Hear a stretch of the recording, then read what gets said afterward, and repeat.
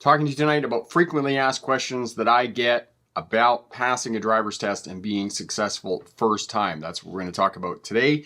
Give you tips, strategies, and information so that you can be successful on passing your driver's test. Frequently asked questions, those questions about passing a driver's test, we're going to give you the information you need, those little details that I get asked all the time about being successful on a driver's test is what we're talking about. Your turns are too wide. This is what a lot of students are doing, is they're turning too wide, especially when they first begin to drive. And the reason that their turns are too wide is due to the fact that they didn't spend enough time in the parking lot doing reverse parking, backing around corners, those types of things, because you need to spend the time with slow speed maneuvers so that you can have mastery of the primary controls, the steering wheel, the brake, and the accelerator. And this will correct your turns when you start driving out on the roadways. Parking maneuvers and all the other maneuvers that are required on a driver's test are going to improve and fix your overall driving. The other piece about this is when you're learning how to drive and you are in a parking lot, this allows you to focus just on the backing up. This allows you to focus just on turning the vehicle, because when you're out on the roadway in traffic in the city, there's too many other things going on that are going to mess you up. So you don't want to be doing that and learning how to center your vehicle in the lane when you're out on the roadway. It's much better to be able to do that when you are in a parking lot and you can just focus on doing that. And as I said, it's not sexy. You don't want to do the work. Usually your mentor doesn't want to do the work with you either, but it will fix all of your, not fix, but it'll improve all of your driving. So spend some time on doing that. All right, steering wheel control. Do I have to do hand over hand, or can I do hand to hand? Most places, Europe, here in North America, do hand over hand is what is required for the purposes of the driver's test. If you're not sure what you need to do on your driver's test, call a local driving school. Ask them whether it's hand to hand or hand over hand. Most of the time it's going to be hand over hand. Okay, it's just faster, it's quicker. It gives you better control of the steering wheel, allows you to get around corners. This kind of milking the cow thing, push-pull on the steering wheel, it's not effective. And I do not advocate students doing that or using that when they're driving. Now, can I let the steering wheel slide back through my hands? Yes, you can. So long as you keep your palms in contact with the steering wheel, you can allow it to slide back through your hands. And as soon as the wheel stops, just grab a hold of it and then look in the direction you want to go and steer the vehicle. Finally, can I put my hand over the passenger seat when I'm reversing? Yes, you can. It is the one time that you can use one hand to steer the vehicle is when you are backing up. And put your hand over the steering wheel. This way it allows you to move your hips around so that you can look out through the back window. All right, and that's the reason for putting the hand over the passenger seat and using one hand, is to get around and look out through the back window. And yes, you must do that for the purposes of your driver's test. All right, how do I merge in traffic? Bumper to bumper merging is one of the things that gives new drivers a great deal of grief because they think that it's going to be bumper to bumper traffic all the time. The only time that it's going to be bumper to bumper traffic when you're merging is if you are doing it during congestion in the morning, or you do it in congestion during the afternoon. Most of the time you're going to be just fine. When you're on the on-ramp, you're on the acceleration lane, and you're looking out at the traffic out on the highway, look at the spaces between the vehicles. Pick your spot that you're going to merge into, and that way it's going to allow you to get your vehicle up to speed and merge into that spot. The other golden rule of merging is, if there's a semi-truck out on the highway, merge behind the semi-truck or in front of the semi-truck. If you're not comfortable with getting your vehicle going, getting on the accelerator and really accelerating on the acceleration ramp, then move in behind the semi-truck and then reclaim your space and get your vehicle up to speed. I'm scared to drive on the interstate or freeway. How do I overcome that? Go out when there isn't a lot of traffic later in the evening or earlier in the morning, and go out with somebody that you trust, a mentor, your parents, those types of things, and get some advice about how to drive on the highways and those types of things. One thing that a smart driver told me a couple of weeks ago that was working for him or her was they went out with their friend. Their friend was driving another vehicle and they simply followed them out onto the highway. So that was the other way that helped them to overcome their fear and trepidation of driving out on the highways and interstates. What is the tolerance for speed on your driver's test? The tolerance for speed is probably no more than 5 miles an hour over or under, and it's probably no more than 5 kilometers an hour over and under. The piece that you need to know about speed control is that it's tied into your observation, and you are looking far down the road in checking your center mirror, far down the road checking your instrument panel, and you're doing that every 15 to 20 seconds. So you should be adjusting the speed of your vehicle every 15 to 20 seconds when you're driving. That tells the driving examiner if you are over consistently 5 miles an hour over for the duration of your test, you're not going to be successful. You need to be adjusting your speed every 15 to 20 seconds when you're driving. Can I go 5 miles an hour over the posted speed limit? That's probably the absolute maximum that you can go over. If you go over any more than that, you're going to be assigned major demerit points. So one of the things that I did not talk about is that there are 2 ways that you are going to fail your driver's test. You're going to be assigned demerit points for minor and major errors, 5 to 10 for minor errors, and 10 to 20 for major errors. The other way is you can fail outright. Corey will put those 2 videos up for you. So know that if you are going 5 miles an hour and you don't adjust that speed pretty quickly, you're probably not going to be successful. But it is very easy to control speed of these newer vehicles. Anything in the last 20 years is very easy to control. As well, there's a video here on the channel, how to control your speed. Corey will put that up for you as well. So how fast do you drive for the purposes of the road test? It's either the posted speed limit or the flow of traffic, whichever is less. So if the speed limit is 30 miles an hour, 50 kilometers an hour, you need to be driving that speed. If the traffic is going slower than that because there's a bottleneck, there's construction, those types of things, then you need to be driving slower and keeping up with the traffic. Shoulder checking. Yes, you must shoulder check every time you change directions of the vehicle, whether it's left or whether it's right. And yes, even though you're turning left and there's a concrete barrier and there's nothing there on your left-hand side, the reason that you are turning left and turning right every time you change directions of the vehicle is to develop that habit. Because we know as traffic authorities that you were going to crash 3-4 times in a driving career of 30-40 years. That means that every 15 to 17 years you're going to crash. So shoulder checking every time you change directions of the vehicle is not going to save you today, tomorrow, next week, next month, next year, 5 years from now. But in 10 years, it may pull your proverbial bacon out of the fire. All right, the car moves when I shoulder check. The reason the car moves when you shoulder check is because you're shoulder checking too slow. You're going like this. And then the vehicle goes where you're looking. Shoulder checks have to be really quick. Quick turn of the head is what you're doing when you're shoulder checking. So quick turn of the head, quick turn of the head. You're turning your head so that your peripheral vision, your 180-degree peripheral vision turns in this direction. It's attracted to light and movement. And if there is a vulnerable road user, a pedestrian, a cyclist, a kid on a skateboard or whatnot is in your blind area, then that allows you to look again and then make compensations in your speed and space so that you can stay safe when you're on the roadway. Lane turn positions. Where do I stop for when I'm waiting to make a left-hand turn?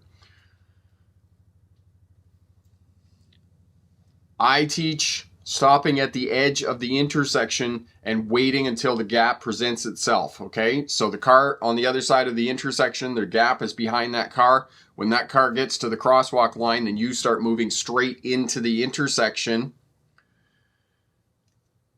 and meeting that gap and turning at the intersection. You're going to spend less time in the intersection in case something goes wrong. Because as I say, if something goes wrong and you're in that intersection, you're waiting, you're not going to be involved in that crash or that incident or whatever happens in the intersection. So stopping positions at controlled intersections for the purpose of your driver's test: before the stop line, before the crosswalk line, and if the crosswalk line or the sidewalk doesn't exist, then at the edge of the intersection where the two roads meet is where you're going to stop at controlled intersections, stop signs and traffic lights and whatnot. Move to the right lane after making a left-hand turn on a multi-lane road. Yes, you have to do this, and no, the examiner is not going to tell you to do this. All right? It's something that you have to do, and the reason that you have to do this, every state, every province has a sign that says slower traffic, keep right except to pass. And it applies in the cities as well. Because you're on a driver's test, because you are doing the posted speed limit, you are going to be the slowest vehicle on the roadway. So therefore, you need to be in the right-hand lane. So after making a left-hand turn on a multi-lane road, move back over to the right-hand lane. And the only time that you stay in the left-hand lane is if the driving examiner says to you, listen, in a couple of blocks, you're going to turn left. Then you would stay in the left-hand lane. And if you're in the intersection when the light turns yellow, you need to expedite the turn. You need to get through the intersection as quickly as possible. So if you're waiting at the crosswalk line and the light turns yellow, then you need to drive straight into the intersection. Excuse me. Double, triple check that the oncoming traffic is in fact coming to a stop. And when it has come to a stop, when you're absolutely certain that it has come to a stop, then execute your left turn and clear the intersection as quickly as possible.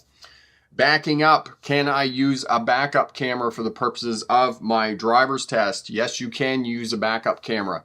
You cannot use it as your primary line of sight. Look at your backup camera, look at your mirrors, but you have to be looking out through the back window for the duration of your for your backing up. Okay? You do have to look out through the back window, as I just said. And as well, what is a 360-degree scan? It's a 360-degree awareness around your vehicle, looking all the way around your vehicle and making sure that there aren't any other road users around your vehicle. And I do advocate that approximately every vehicle length, just slow and do another check around your vehicle to make sure that there aren't any other, pedestrians or bicycles or anything like that that are in the blind areas around your vehicles, because flanks, you want to protect the flanks. The flank is the side, right? It's a military maneuver. If one army wants to defeat another army, they have to outflank them. That means they have to get around to their sides so that they can get into their blind areas and attack them. And that's what happens is when you are driving, you need to look into your blind areas, because those are the flanks of your car to keep yourself safe. Do I have to signal on a 3-point turn? Yes, you do have to signal on a 3-point turn. Both going forward and in reverse. And every time you reverse, you have to signal. It's the same thing on a driver's test. Every time you change directions of the vehicle, both forward and in reverse, you have to signal. You have to communicate effectively to other traffic on the roadway.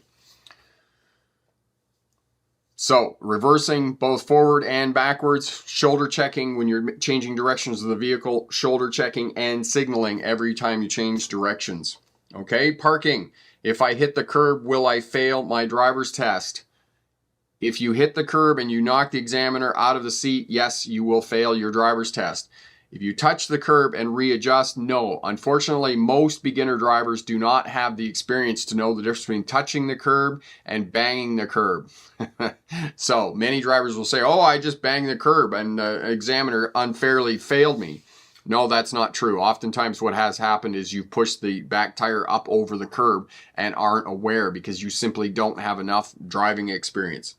Do I have to apply the parking brake every time I park the vehicle? Yes, you do. Okay, every time you park the vehicle, and even after you learn how to drive and get your driver's license, apply the parking brake every time you park the vehicle. That way your vehicle will be there when you get back. The transmission is not designed the vehicle, and I know that there are a lot of people who are going to say to me, oh, when it's on level ground, I don't need the parking brake. Drivers don't have enough experience to know whether they're on a hill or not, okay? Because I used to teach truck driving, and when you're on a hill going uphill or downhill, it affects the shifting on the big truck. And it took students a long time to learn that they were on uphill or downhill and that they had to change their shifting accordingly. Okay, how many pull-ups do I get on a maneuver when I'm on my driver's test? You get 1 pull-up before the examiner starts to assign demerit points. Now, if the driving examiner deems that you're a good driver and you make 2 boo-boos and you got to pull up, they're probably not going to assign you just demerits for that. They do have discretion in what they're doing when they're on the driver's test, so know that. Can I adjust my mirrors for parallel parking on my driver's test? No, you can't. The driving examiners are have a limited amount of time, and they're not going to wait for a couple of minutes while you're adjusting the mirrors on your car, and you shouldn't have to do that anyway. So know that you can't adjust the mirrors for the purposes of your driver's test. You can't. Okay? Good luck on your driver's test, and remember, pick the best answer, not necessarily the right answer. New video up yesterday on 5 questions asked truck driving school. I know that, you know, there's no shortage of jobs right now, and there are definitely no shortage of truck driving jobs. And if you want to go to truck driving school, definitely ask those questions, because it is expensive to get your truck driver's license right now, especially if you're in one of the provinces that has the MELT program, the mandatory entry-level training program. And unfortunately, that has pushed the price of getting your tractor-trailer license up to between $15,000 and $20,000. Yeah, I said that right, $15,000 to $20,000 to get your tractor-trailer license. So it is expensive. And the first question I tell you to ask truck driving schools is, where is the funding? Where am I going to find money to be able to fund this? Because remember, it's not just the tuition fee, which is $15,000 to $20,000. Whatever else you need, clothing, equipment, those types of things. And as well, you have to live during the time that you're going to school, the 6 to 8 weeks, 10 weeks. You need to live during that time. So you have to figure out how you're going to, you know, pay for rent, pay for food, pay for gas for your car to get back and forth to truck driving school and whatnot. So figure out where the funding is. There should be government funding available. And unfortunately, this MELT, the mandatory entry-level training program, is coming to the United States as well. So it's going to be expensive. And no, in the time that I've been on YouTube, this has not changed very much with the driving test. They're still pretty much the same. Some of the technology has changed in the last 7-8 years that I've been doing YouTube. Lane assist, adaptive cruise control, backup cameras, blind spot detectors, all great technology on vehicles that are going to help you to improve your driving skills and significantly reduce your chances of being involved in a crash. However, saying that, lane assist, adaptive cruise control, blind spot detectors, backup cameras, they do not negate all your other tools that are going to keep you safe when you're driving. 360-degree scan around your vehicle, 360-degree awareness all the way around your vehicle, shoulder checking, looking out through the back window, using your mirrors, using your backup camera, all those things when you are driving to keep yourself safe. My friend Epic, watching from Easton, Pennsylvania area. My brother is about to start driving school. They already scheduled the test for him in November. It might need to New Law, New Jersey, 50 hours of training and 10 hours at night. Yes. And that's with your GDL program, your graduated driver's licensing there, Epic. But yes, and there are other places in Australia where you have to keep a logbook. You have to present that for your driver's test, and you need, as you said, 50 hours of driving time and 10 hours of night driving time. And that's, 10 hours of night driving time. That's a fair chunk of time to be behind the wheel at night. Elevator fan got himself a fancy dancy new haircut today, which is interesting because my son got his hair cut today too. Interesting. Valhalla, glad I only have to pay around $2,000 for my bus license here in Montreal. Yes, so it seems, Valhalla, that you're lucky that in Montreal the MELT program has not yet reached our great French province there in the east. Rossin, you got to make sure that you engage the parking brake every time you park, because so your car won't roll away. And yes, that is a habit that you want to do not only for your driver's test, but also after you start driving. Apply the parking brake every time you park the vehicle. That way it's going to be there when you get back, because I know it's an automatic transmission And I know that it's labeled park, but it's not really for the purposes of parking. You want the brake to hold the vehicle, not the transmission. So that's what you need.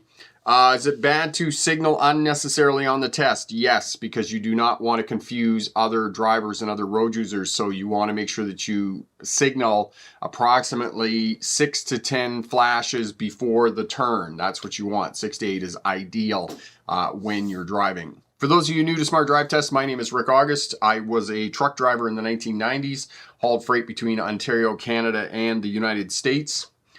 Became a licensed commercial driving instructor in 1997, and most of my instruction career has been with big trucks, semi-trucks, buses, passenger vehicles, logbooks, air brakes, all that stuff. 2006, I graduated from the University of Melbourne with a doctorate in legal history, which is the study of policing, courts, and prisons. And if you want to know more about me, you can check out the autobiography over at the Smart Drive Test website. Corey will put up that link for you. I think he already has. And he's also put up the video on applying the parking brake every time you park the vehicle. While I was going to university in Australia, I also drove buses for Greyhound and one of the regional bus lines there. So I have bus experience as well as car experience, trucks, buses, all that good stuff. New stuff this week. Corey's already put up the video for Corey's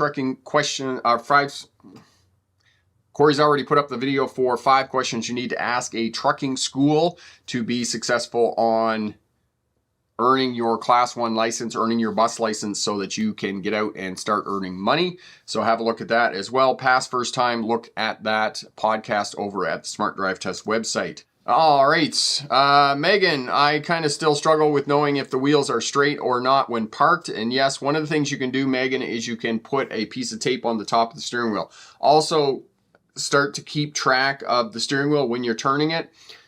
Steering wheels on passenger vehicles turn 1 revolution, 1.5 revolution. So if the tires are straight, 1 and then another half is full turn to the right, and then 1/2 full turn to the left. Okay, so if you can keep track of that, that's going to make it easier when you're reversing and whatnot.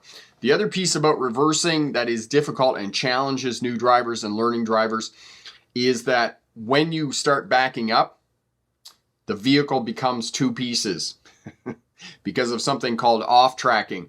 So when you're reversing and you're parallel parking and you've got the wheels turned so that the car is going in like this, the front of the car is going that way and the back of the car is going that way. And that can be a bit of a skill that you have to learn. And this is why I advocate and I counsel you to spend some time in the parking lot doing backing up, reversing, just reversing in a straight line, reversing around corners and those types of things, because it's going to improve your overall driving. And that's what you want to do, is so you improve your overall driving.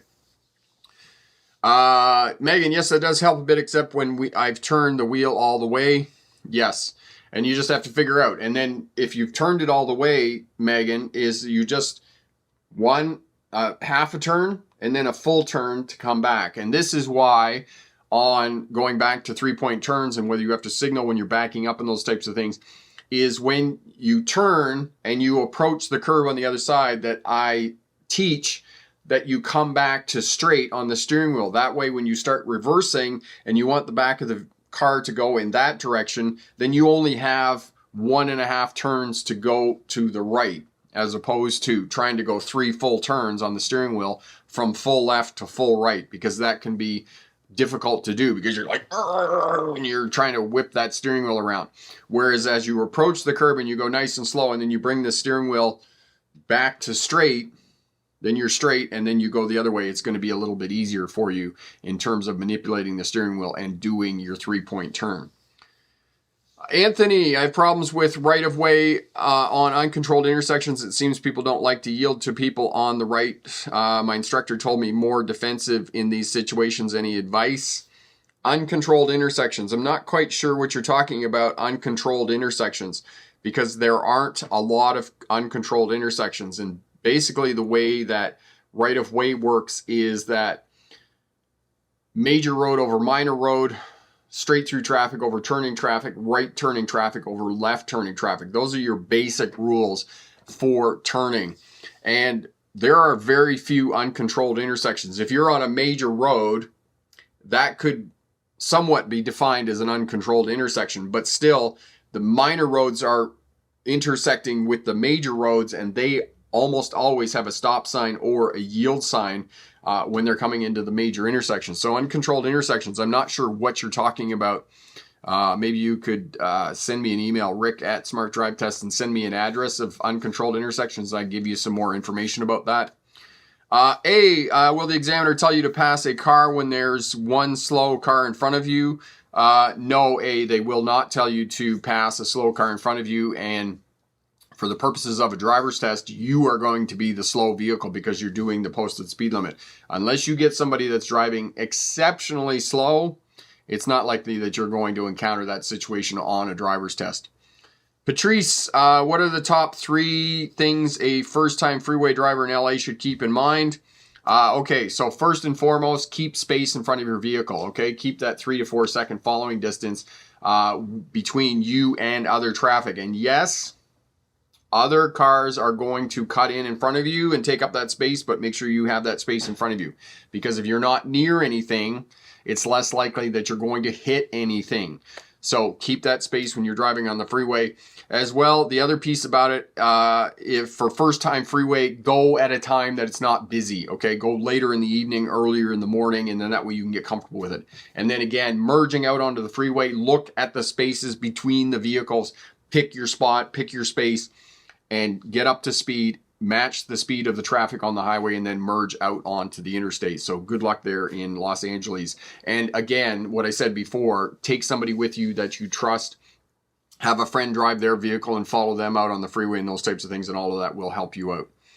Epic, another thing that new drivers will start to encounter are divided highways, jug handles, pretty common in Northeast for a driver from outside that region of the United States. This is unusual. Jug handles, yes, these are New Jersey. These are a landmark of the Garden State. They are not anywhere else in the United States. And essentially what a jug handle is, that instead of coming up to a conventional intersection and then making a left-hand turn, it's a road that makes a jug handle, goes off to the right and comes back around so that you drive through on the cross street through the intersection and you're not making a left-hand turn, because left-hand turns are a high-risk maneuver and they work really well.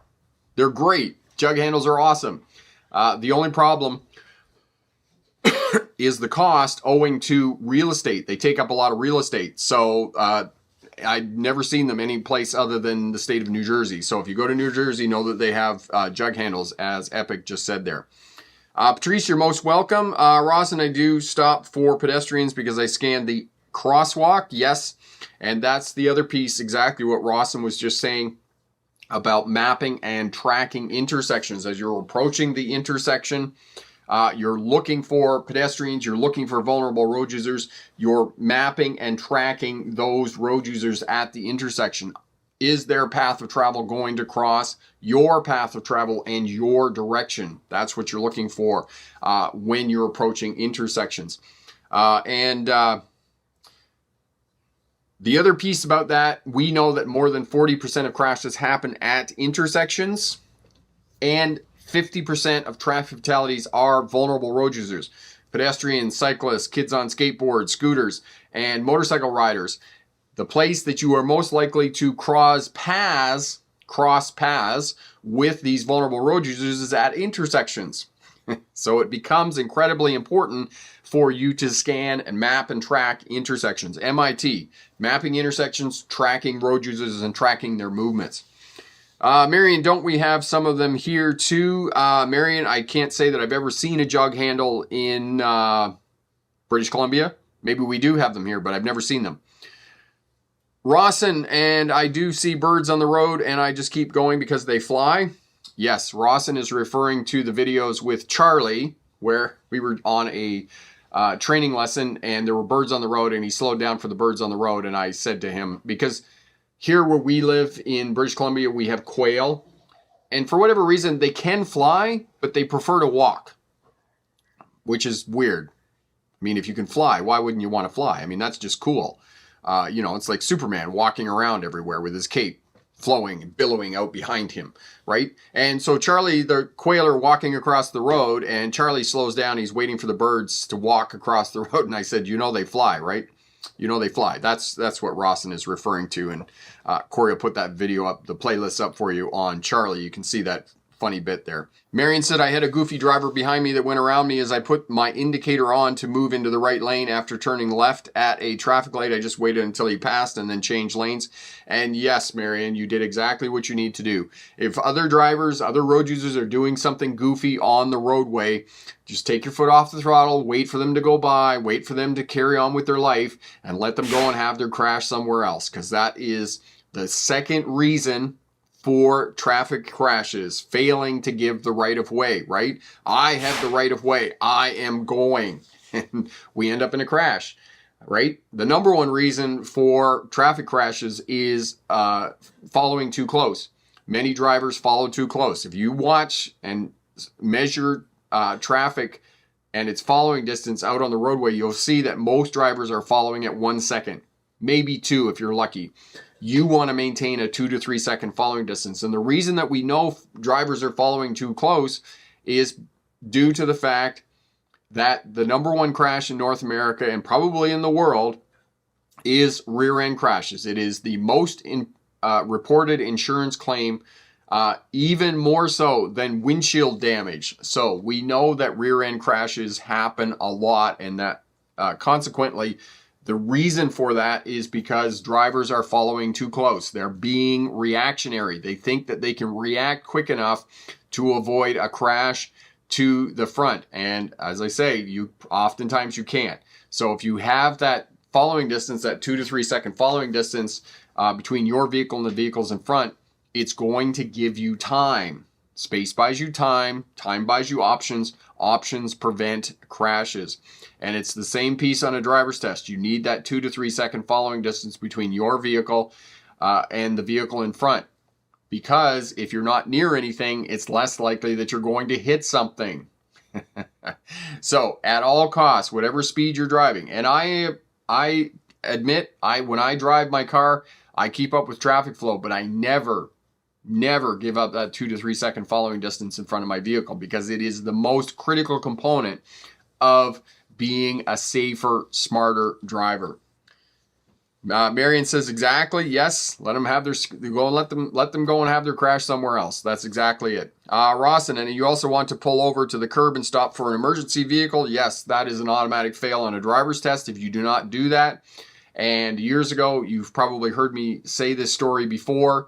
Tom had been doing his class 1, his truck driver license training, and he came in the day before his test, and he's like, oh, I got this, and he had it all together. His pre-trip was good. His backing up was good. He could hook and unhook the trailer. I'm pretty sure the deer just walked through the backyard because Stryker's losing his mind over here. And so anyway, Tom, so we're out on the training. We're coming down Hospital Hill, and the ambulance comes out of the station there. And unfortunately, before we got down to the intersection, it turned. And I was like, damn, that would have really been a good test for him. Anyway, we get down to the bottom of the hill, and the fire trucks come out. And the fire truck goes past, and of course, he didn't stop for the emergency vehicle. And I looked at him and I said, you just failed your driver's test. He's like, what do you mean I just failed my driver's test? I said, you have to pull over and stop immediately when emergency vehicles go by.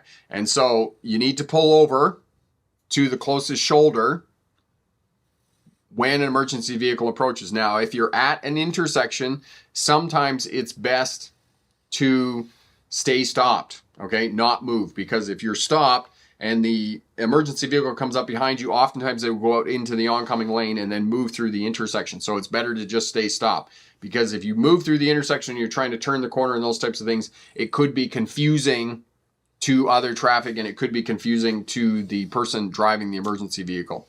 Marion, yes. This is one thing about where I live here. We should call the deer. I mean, we have deer just like walking through town. It's funny because there's a whole herd of them that lives down by one of the roundabouts here in town. and they'll just kind of saunter across through the roundabout, and they're not really concerned about traffic because everybody stops.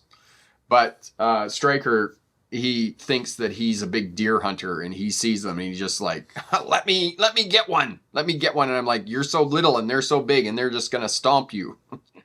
Marion, I have to watch my speed when I am doing my graduating test. I seem to be growing a heavy foot. Marion, you're not the only one. You're not the only one. My friend Mallory is here from the Maritimes. Hello, Mallory. How are you, my friend? Welcome, welcome. Evan, before changing your speed, look in your rearview mirror. When you see a hazard ahead, look in your mirror in case someone overtakes you or someone is tailgating you. Yes, absolutely. Have that 360-degree awareness around your vehicle of where other vehicles are behind you and whatnot. Because if you're changing lanes, if you're going to slow down, you don't want somebody parking in your trunk. So this is defensive techniques against being rear-ended, all right? Because keep in mind, not only do you keep that space in front to prevent you running into cars in front of you, but also so that you can prevent other vehicles from running into you is what you want to happen, okay?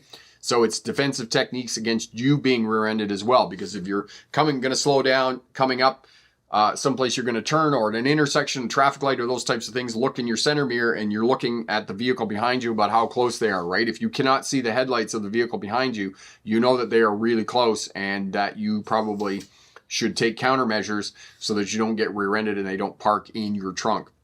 Rebecca, I'm starting to drive and I'm driving the speed limit on the right-hand side. Is it normal for everyone to pass me because they look irritated? Am I doing anything wrong? Rebecca, no, you're not doing anything wrong.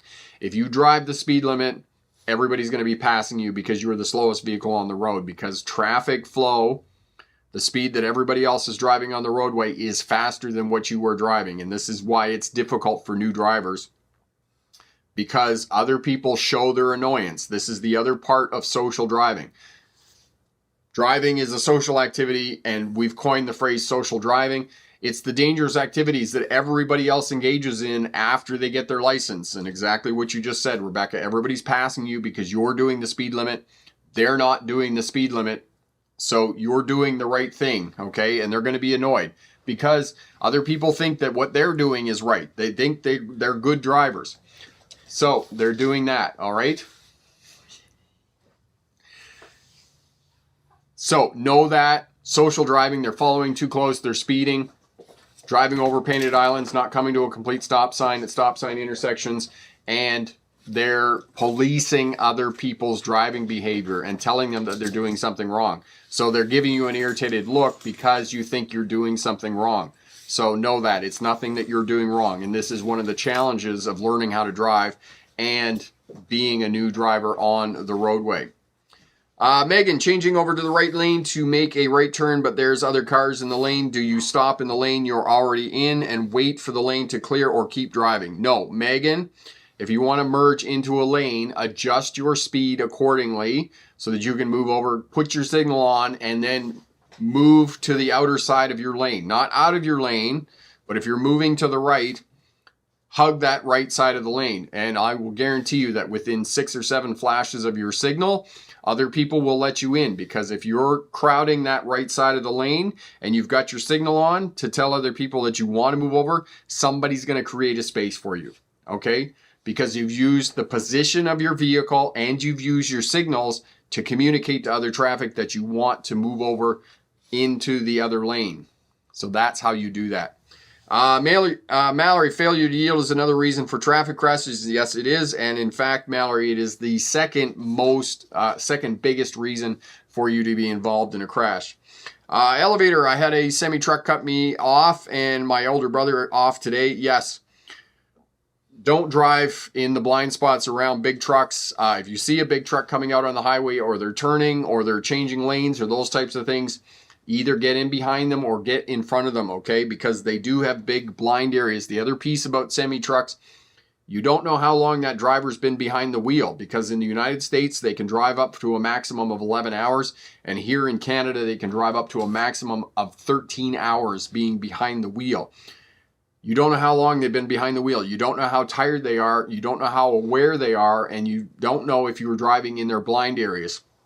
So if you are passing or moving past a big truck, get as past as quickly as you can and don't hang out there. All right.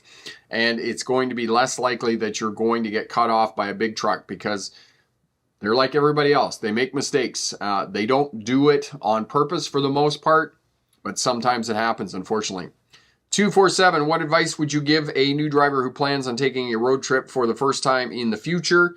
Okay, so road trip, 247, how long is your road trip? How far is it, is what I'm asking. I'm taking a road trip in the summertime. I'm driving from British Columbia to Ontario, Canada, which is 4,000 kilometers. It's 3,200 miles. And so the first thing you need to do when you're planning a road trip is you need to figure out, okay, how far is it? So if it's 1,000 miles, say, for example, and you've got 2 days to do it, well, you're going to have to drive 500 miles a day. How long are you going to be driving? If you're driving 500 miles a day at 60 miles an hour, you're probably driving 6 to 7 hours a day. So that's the first thing you need to do on a road trip. And then plan your breaks. You want to take a break every couple hours. You want to get out of the car every couple hours, okay? Food and water, drinks, snacks, those types of things in the car. What are you going to be doing about? Okay, so 14 hours. So it's going to be 2 kind of 7-hour legs of the trip. One of the things that I do when I drive for long periods of time is I love listening to audiobooks. And they're very easy to get on your phone now, and you can run them through your stereo system, listen to podcasts, those types of things. Obviously, you can listen to music and all those wonderful things on satellite radio and whatnot. But me personally, I like audiobooks. And I've tried listening to nonfiction and whatnot, but for the most part, you want to listen to fiction. Good novel will just be really good and help you to stay engaged. And when you're driving and concentrate on the driving task, because it's boring when you're driving out on the interstate for very long periods of time. Know as well that when you are driving on the interstate, driving on the freeway for very long periods of time, and you come off the freeway or highway, you will be experiencing something called velocitization, where you get accustomed to the very high speed. So for example, if you're driving east to west across Montana, which is 700 miles, it's 1,000 kilometers, all right, it's 80 miles an hour is the speed limit. It's 140 kilometers an hour. So you've been doing that for 5 hours or 6 hours on the interstate, hopefully 2 hours because you took a break. But when you come off the highway or interstate, you're still not really accustomed to getting your vehicle slowed down. So make sure that you're looking at the gauges, looking at your speedometer so that you slow down when you come off the interstate or freeway, because you're going to be experiencing that. You're going to be going a lot faster than you think you are when you come off the freeway. So just be aware of that as well. So brakes, one person is responsible for navigation. If somebody's with you, make sure that you're looking at the overhead signs. Figure out your mile markers, okay? Do a little bit of research on Google before you take off for your trip. Figure out where your brakes are going to be. And as well, for anybody else, Corey's put up the video for tips for long road trips there and whatnot. Excuse me. When you're driving in the summertime and you need hotels, make sure you book your hotels a couple of months in advance. Make sure you book your hotels at least a week before you take your trip. Otherwise, you may not get a hotel. 3 years ago, I think it was 2020 when we came back from Ontario to British Columbia, we had booked hotels, and there were other people that were coming in and looking for hotels and said, oh, we've been to like 12 places and couldn't get a hotel. So make sure you book your hotels before, a week out so that you get a hotel room. Marion, you feel like you want to get out of the car and walk when you slow down? Yes, indeed, for sure. Megan, as someone who plans on taking a road trip in the future, hoping I pass my road test, that's a good question. Excellent. Yes, and road trips are a lot of fun. Okay, book your hotel rooms, book your breaks, have your food and snacks in the car, your drinks and whatnot, and then every time you stop, for me, I have a cooler in the back of the car. I keep my drinks in, keep my sandwiches and those types of things. Just take the drinks and snacks out of the back and put them in the front so they're accessible, so you're not reaching around and those types of things. And if you're with somebody else, as I said, Get them to help you navigate, right? Because, you know, you got the phone there and it's navigating those types of things. Take note of mile markers, right? Where are the mile markers that are going to help you to navigate so you can get off the interstate and get back on the interstate and those types of things? Know exactly where you're going. Elevator, if you are staying at a hotel, make your reservation ahead of time. Absolutely. Yes, that is great tips. Epic, regarding buses, do they share the same commercial license restrictions as truck drivers, 11 hours on the road? Because the one time when my mother was on the bus, she had her driver doze off. Yeah, that's not good when they doze off. But yes, Epic, they commercial bus drivers are subject to the same rules as truck drivers. It's only a maximum of 11 hours. They have to take breaks and those types of things when they're driving in the United States. Okay, so know that, yes, all subject to the same fatigue management rules. What is the word I'm looking for? Compliance, according to logbooks. They're all subject to that. Elevator, if you are leaving the country, make sure that you get your passport ahead of time and make sure that it's valid. I'm smiling, I'm laughing about that, about passports and making sure they're valid, because when we went to Spain, Tracy and I went to Spain, we were talking to this couple that was from Texas. She was a British citizen, and so the kids had dual passports, right? They had UK passports and they had American passports. I think they did anyway, maybe not. But one of the kids' passports had expired. And apparently, you know, they were wealthy and they were flying business class. So they get to England, they were flying through England to go to Spain, and they realized that one of the kids' passports had expired. Now, fortunately, they were in England, so they were able to go to her parents' place and stay there while the husband went to the American embassy to get the passport, a temporary passport, for the one child whose passport had expired so that they could fly on to Spain.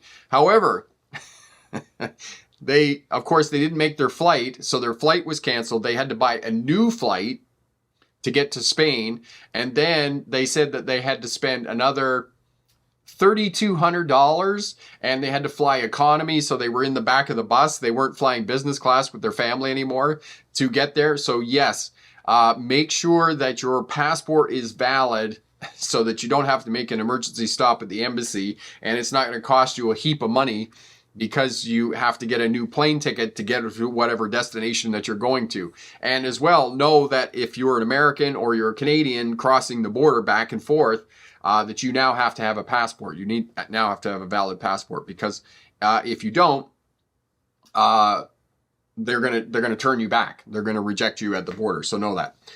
Rebecca, do you recommend everybody get a dash cam? Rebecca, I don't recommend that everybody get a dash cam, okay? Remember that dash cams are not just watching what other people are doing. They're also watching and recording what you are doing as well. So know that, and really, you know, they don't record. The video quality is not that good. We talked about this morning.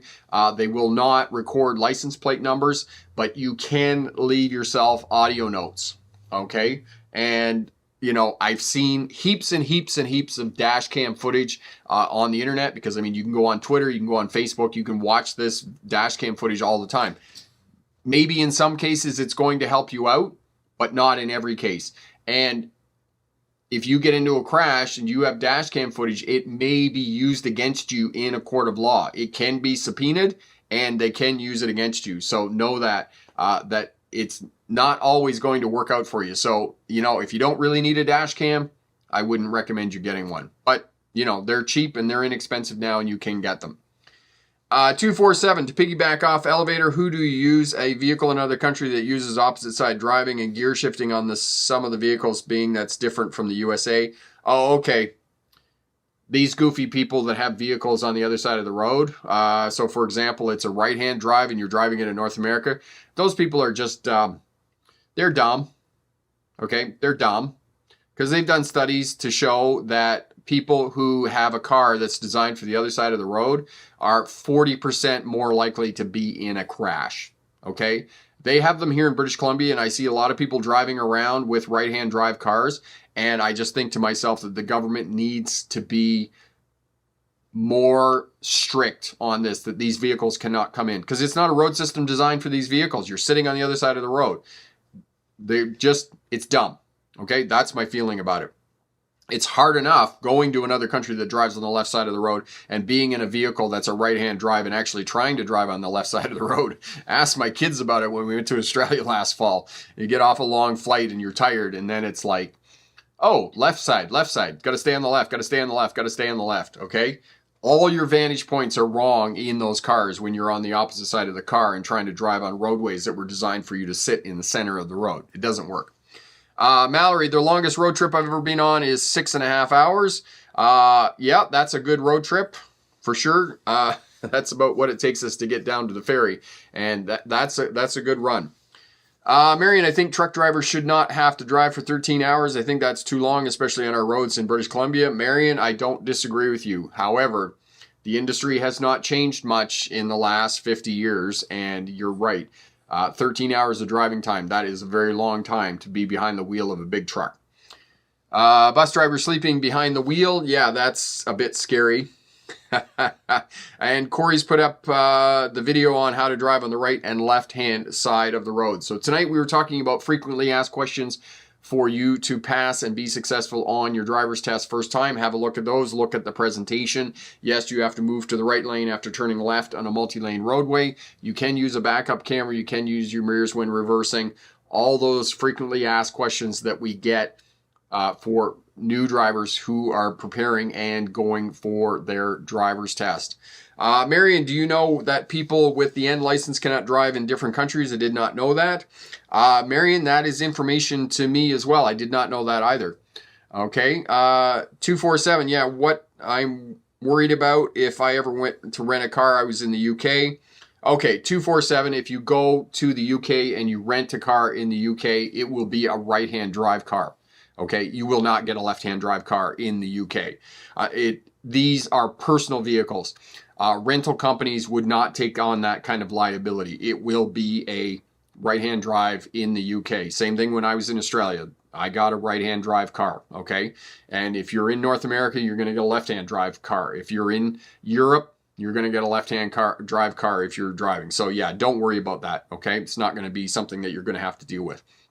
And believe me, for those of us that drive on the right and you go to a country where they drive on the left, Japan, South Africa, Cyprus, Jamaica, Australia, the UK, and you get in a right-hand drive vehicle, it's a bit of a challenge. It's a bit of a transition when you first start driving, so know that.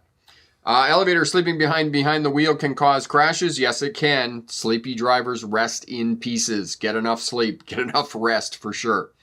Epic, another thing about right-hand drive vehicles in the United States, in North America, these will be your garbage trucks, postal vehicles. I wonder if they need a specialized training to drive them.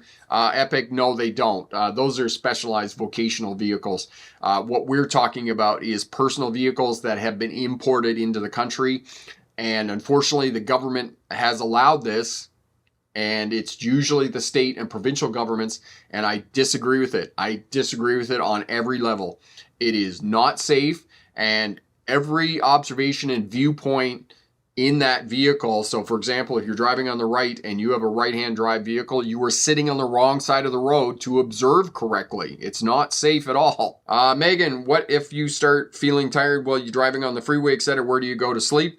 Megan, good question. If you're on the freeway, interstate, go into a rest area, okay? There's lots of rest areas, lots of gas stations, those types of things. You know, maybe not a gas station, but a parking lot, mall parking lot or whatnot.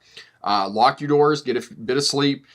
Police officers are not going to bother you if you're in a rest area and having a bit of sleep. You are allowed to be there for up to a maximum. I think it's 12 hours, maybe 24 hours before you have to move on. You can get some sleep.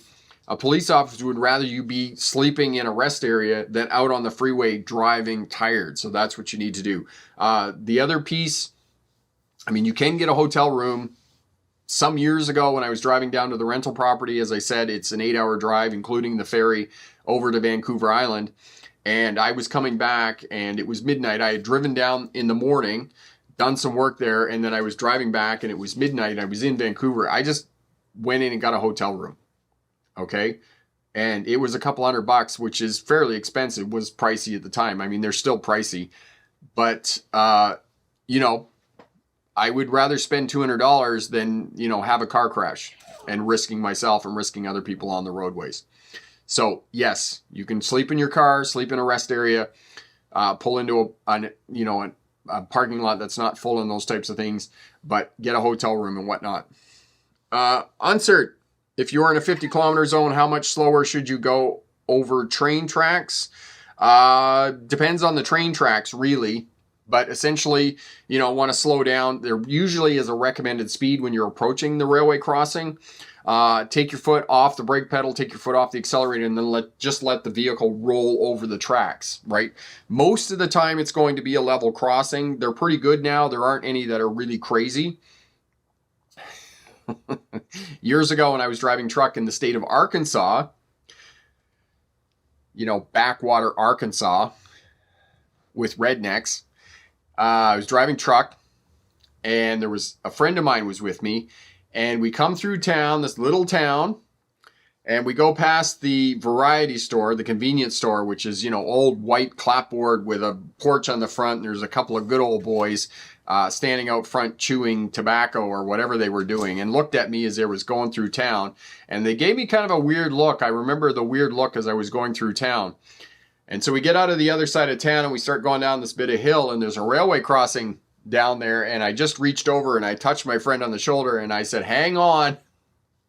So the hill was like this, the railway crossing was like this, and then the hill continued on the other side of the railway crossing. I come down with the truck, and it launched the truck in the air, and I was not going very fast. That was probably the only railway crossing that I ever encountered that actually caused the truck to gain air. So, most of them are going to be okay, especially on highways and those types of things. It's going to be flat and it's going to be okay. But, I usually move out of the main tracks on railway crossings. I will move to the right so that I'm out of the main tracks of all the other traffic. And like I said, take your foot off the brake, take your foot off the accelerator, and that will just allow the car to roll over and the suspension to do its work and whatnot. So keep yourself safe. Elevator, I've never seen recommended speed signs for railway crossings. Now that I think about it, elevator fan, I've never seen them either. So that was a mistake on my part. Thank you for correcting that. Thank you for keeping me honest. Excellent. Okay, so we answered all those questions. So frequently asked questions, passing a driver's test, the 4 skills you need to be successful on a driver's test: space management, speed management, observation, and communication. And Corey will put up that video for you. Have a look at that, and good luck in your driver's test. The Dukes of Hazzards. Yes, I was in a big truck, in a semi truck. Yes. Striker, come here. Come. Come here. Say hi. He's all bent out of shape because there's deer in the backyard, and it is driving him absolutely bonkers. Are you bonkers because there's deer in the backyard? The woodsman. Are you the woodsman? Okay. All right, we'll leave it there for tonight. Thank you so much for participating, all your great questions on the live stream. And if you have a test, you passed the test in the last couple of weeks, congratulations on that. If you have a test coming up in the next week or so, good luck on that. And remember, pick the best answer, not necessarily the right answer. Have a great night. Bye now.